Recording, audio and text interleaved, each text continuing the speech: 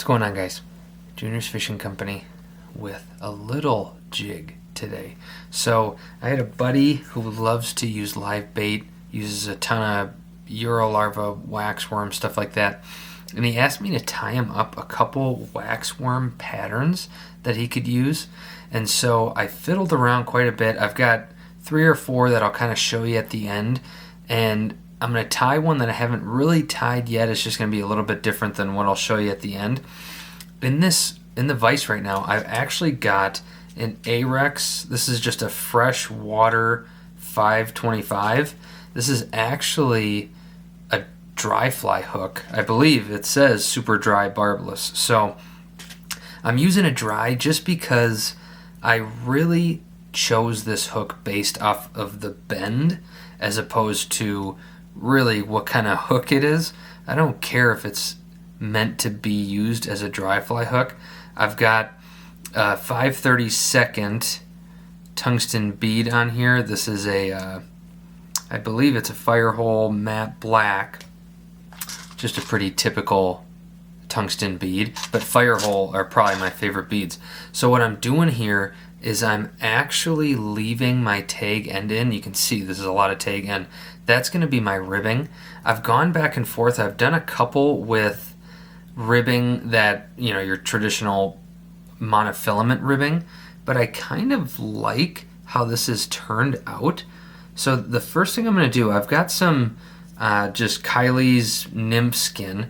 This is translucent bug gut, but I actually just colored one side of it with yellow Sharpie just to add.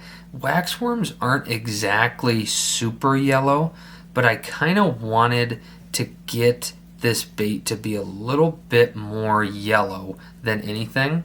And this thread's already driving me crazy, so I'm just going to clip that down. I don't know if that's going to hold it very well, but so I'm just going to tie this in. I've just trimmed it a little bit just to, you know, this point makes it a little bit easier to tie in, but it also makes that bottom part of your bait a little bit thinner. Not that a waxworm is super tapered on both ends. They are a little tiny bit, but this bait is going to be relatively the same throughout. This is 6/0 Danvilles, and the only knock I have on Danvilles is I have no clue what actual color this is. I would say I doubt a fly company would name their thread color after mustard. It's kind of a mustardy yellow. I'd say maybe a golden something, they'd think of a name. But that's the one thing I really don't like. UTC, it lists all the colors. And so if you have dark brown, wood brown, duck brown, whatever brown, I mean, there's a bunch of different, this Danville comes in like, I don't know, 40 colors. So it's just nice to know what color you are. So I'm going to end up going back and forth here a few times just to build up this body. And I'm not necessarily doing this. It's not like I'm wrapping something really delicate on here where I'm going to want this body to be super even. If I was even putting like tinsel down or something like that, the only thing I'm making sure is that I'm leaving some room right by my bead, because I don't want to build up any of that. I'm going to end up using all of that space for other stuff.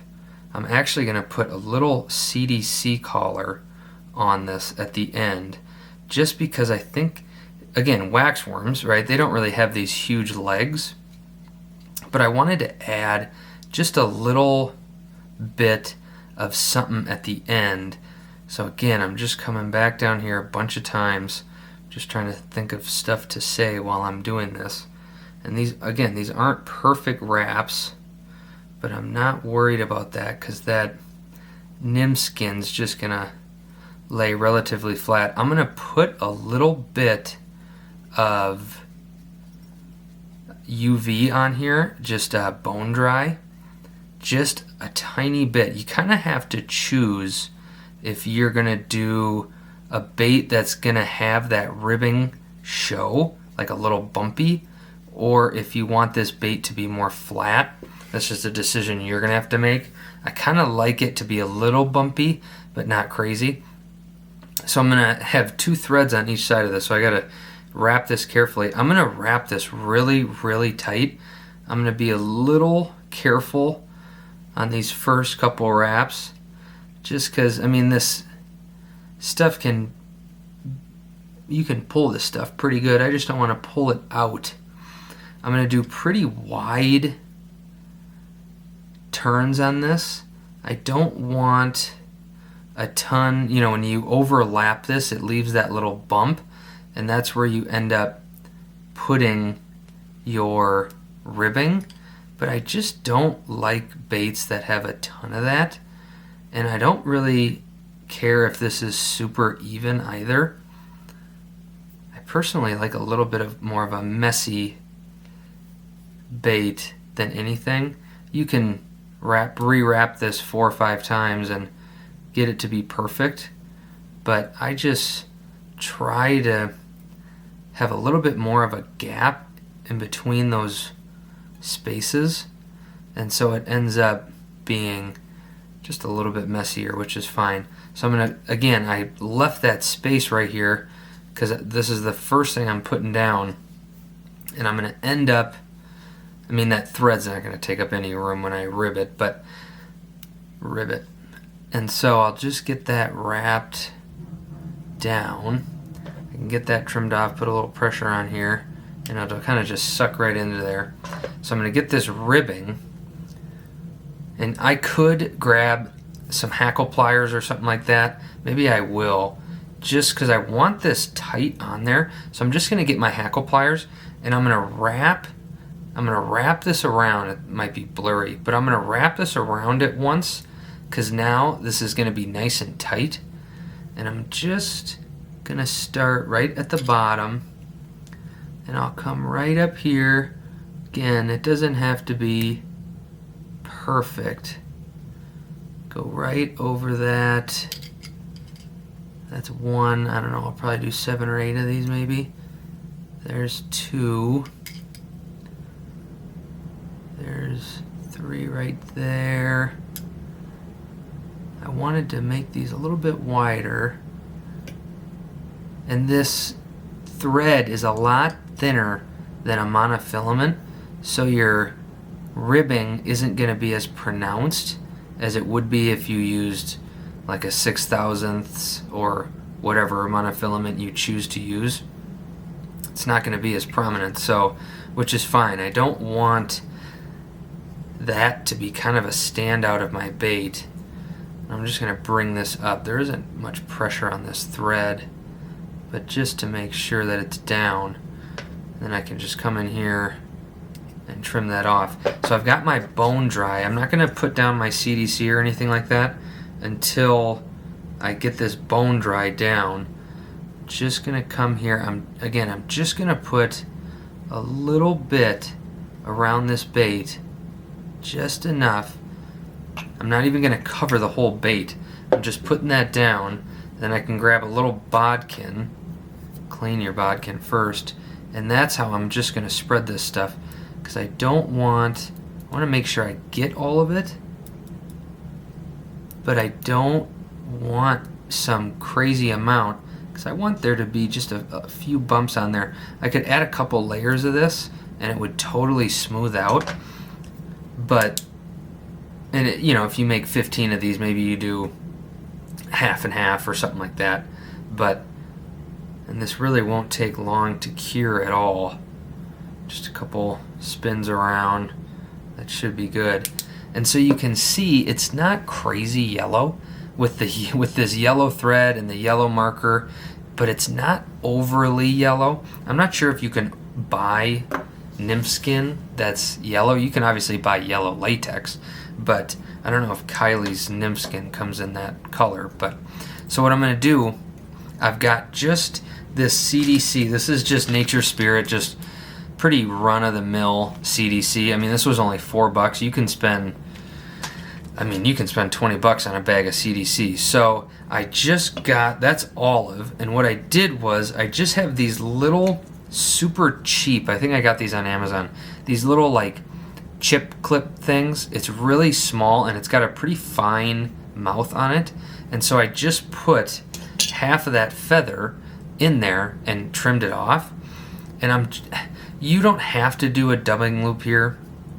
You can just split your thread. It's a little bit trickier with this super thin thread to split it, and I really don't feel super confident when I split really thin thread like that. And so I'm just gonna do a dubbing loop. This takes 2 seconds. I'm gonna just slide this up as far as I can up to here. Just get that pushed in there. And I can release that. And I can even pull out a couple of those really short ones if I want.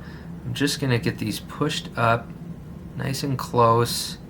If these are too long at the end, if you don't want them that long, you can actually break these tips off. And it's not like if you cut marabou, it's all the exact same size. If you pluck these off, CDC is actually a tougher fiber than you'd think. It looks super delicate, but you can end up plucking them off. So I've just got that little tiny bit of CDC. I'm just gonna give it a couple turns just to really tighten it up. And I'm not gonna bend this back or anything. I'm just gonna get wrapping, and as I come around, I can just pull that back because it's really forgiving. It really isn't too picky about where it goes. And I'm just gonna do a few wraps. Don't really wanna overdo it. Couple wraps here. And I don't want my thread wrapping over any of that stuff. So I'll just maybe do one more turn. Watch your hook point. Those Ahrex hooks are pretty high quality stuff. And I'll get my cradle out of the way. And I'll have a little bit left over here, but I don't want this to be overly CDC'd. So I'll just get a couple tight turns on that. I'm holding on to this thread pretty tight. Just one more, and I can come in here nice and close. Just make sure you don't trim off all your CDC. You can just throw that little piece of thread away. And then I'm gonna just kind of fold this back. I wanna be a little bit careful that I don't mess up my UV stuff. I'm just gonna leave a little bit of a yellow collar here. So I'm gonna let that thread kind of fall back a little bit. It'll push back that CDC. And then I can just really whip finish this off. Again, I don't wanna, I'm gonna move my thread over here. I don't wanna push down that CDC too much. And this CDC, I'm not gonna get this bait wet, because if you get this bait wet, the CDC is just gonna fall onto my bait, but actually in the water, it'll float kind of like this. So it's not gonna sit on my bait. It's gonna kind of just float around like little legs or whatever you'd wanna call them. So it ends up being a really simple pattern. Just a couple materials. You definitely don't have to add this CDC. So this is with olive CDC. I tied a couple of these. So one I did with the olive, same hook. I did a couple, you'll see in a sec, size 14 scud hooks too. I just did a little bit of a red hotspot collar there. And I put on some, I didn't have black CDC. I would have used black if I had it. But this was, I think, just dark gray anyway. When it's wet, it's going to look pretty much black. This is a size 14. I think it's just a Daiichi scud hook, but it still fit that 5/32 inch tungsten bead on there. And then I was just messing around. I might end up doing a video on this because this was a lot of fun to tie. I added a little tail on this one, and instead of CDC, I think these are called Wally wings or something like that. I ended up doing some little Wally wings on this one. It was a lot of fun. This is a different hook too. I can't remember what hook this was, but again, just like any fly, there's a million ways you can do it, million different sizes and colors and variations. I just don't have a ton of CDC colors, so I was kind of stuck with with what I got, but realistic wax worm, throw out your live bait. That way you don't have to reel up every time you get a nibble and see if you still have your bait on there. Junior's Fishing Company. Like and subscribe. Drop some comments below. Anything you want to see, small, big. It's still winter, so I'm not quite getting back into the 1/4 ounce jigs yet, but we'll be there before we know it. See you on the next one.